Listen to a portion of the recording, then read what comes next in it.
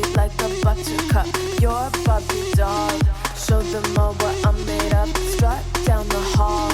Won't stop till I get enough. Okay, so we've all seen the news. Yeah. The USPS is putting a halt to packages coming in from China and Hong Kong. Yeah. But here's the thing. This isn't like some, little shipping problem. Right.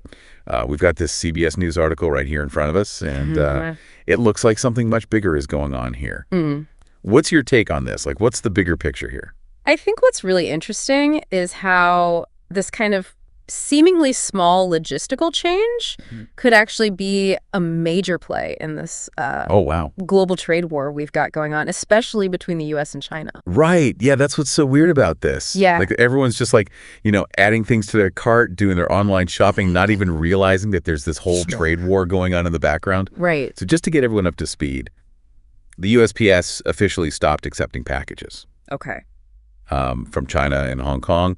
And this is just packages, not letters or flats. Right. As of February 4th, 2025. Okay, so if we take a look back, this move by the USPS comes right after some pretty big tariff announcements. Oh, really? So President Trump slapped a 10% tariff on a bunch of different Chinese goods. Wow. And then China very swiftly came back with their own tariffs on U.S. imports. Oh, so they retaliated. Okay, exactly. They retaliated, and tariffs, of course, as you probably know, make those imported goods more expensive. Right. And that can impact, everybody, businesses, and just regular people buying stuff. Yeah, that makes a lot of sense. Yeah. The article doesn't really give like a specific reason as to why they're suspending these packages. Yeah. But it does mention that Trump got rid of this duty-free exemption Okay. for all those, little cheap packages coming in from China. I see. So that's like your Yeah, it's like, phone cases and all the little... right. Yeah, all the little Okay. things you order online. Yeah. Like yeah. gadgets and things. So that exemption, it's actually got a fancy name. It's called the de minimis rule. And it basically allowed goods that were worth $800 or less Wow. to come right into the U.S. with no duties, no extra taxes or anything. That's a lot of stuff. Yeah, it was basically like a loophole that let a ton of stuff just kind of slip through Wow. without, any added costs. That's crazy. So now even the little stuff Exactly. is going to get hit with those tariffs. Now it could be. That's wild. Yeah.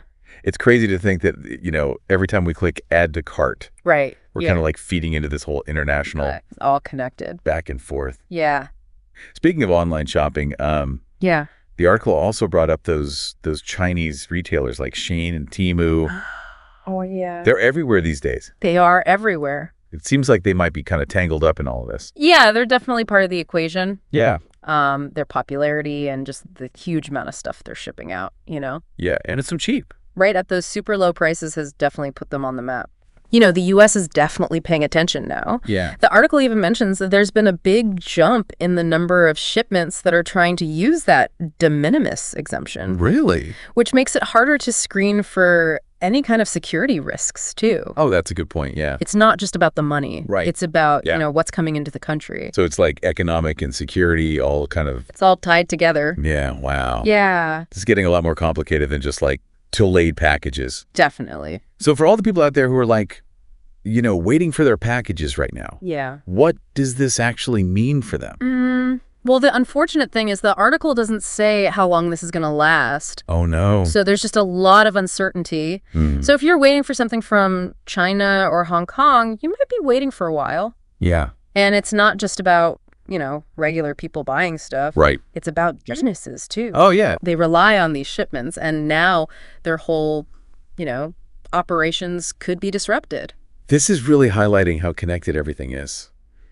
It is. It's crazy to think that just ordering something online Right. can get caught up in all this global stuff. Yeah, your phone case is now an international incident. Yeah. It's a good reminder that this whole trade war Uh, between the U.S. and China is not over. It's not going away anytime soon. Yeah. So this kind of makes you wonder, is this just like a little blip? A temporary thing? Yeah. Or is this like the beginning of something much bigger? Are we going to see more of these kind of disruptions? Yeah. And what does it mean for businesses and consumers down the line? Yeah. It's really complicated with a lot of, potential consequences. So many questions. Yeah. And not that many answers yet.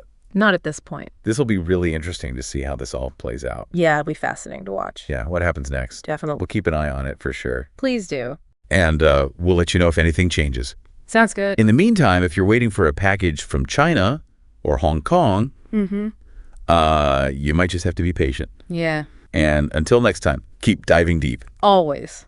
Yeah. Absolutely. Sound the alarm. I'm coming up. We'll have a ball. I'm sweet like a buttercup.